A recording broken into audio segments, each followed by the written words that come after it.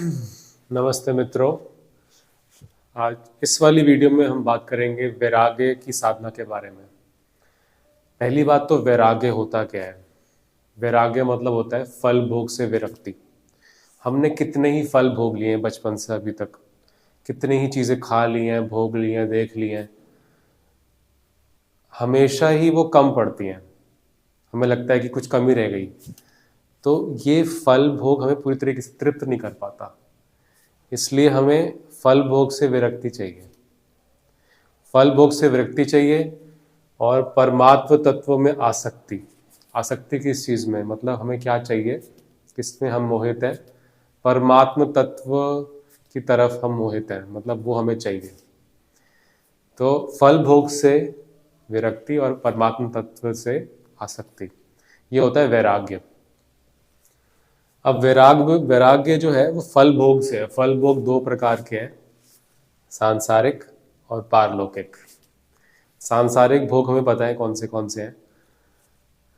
गाड़ियाँ, cars, food, burger, pizza जो हम खाते हैं, टेस्टी फूड्स, और जितने भी प्रकार की टेस्टी फूड्स हैं आप जितने भी सोच सकते हैं, वो सब, स्वीट्स, टूरिज्म, एंटरटेनमेंट, मूवीज़ देखना, सॉन्ग सुनना, ये सब सांसारिक भोग हैं। हमने कितने ही कर लिए अभी तक, लेकिन फिर भी हम पूरी तरीके से तृप्त नहीं हो पाए हैं। तो इसलिए हमें इनसे विरक्ति चाहिए, हमें वैराग्य चाहिए इनसे। फिर दूसरा है पारलौकिक। पारलौकिक भोग भी होते हैं, जैसे कि स्वर्ग के भोग, मतलब हाई क्वालिटी के भोग हैं। जैसे कि गाय का दूध आपको शुद्ध मिल गया, आपने वो पिया, उसका टेस्ट ही अलग होता है। गाय का घी खाया आपने, बहुत अच्छे क्वालिटी का आप सामग्री खा रहे हो, औषधियाँ खा रहे हो, उसके अलग उनकी फीलिंग आती है।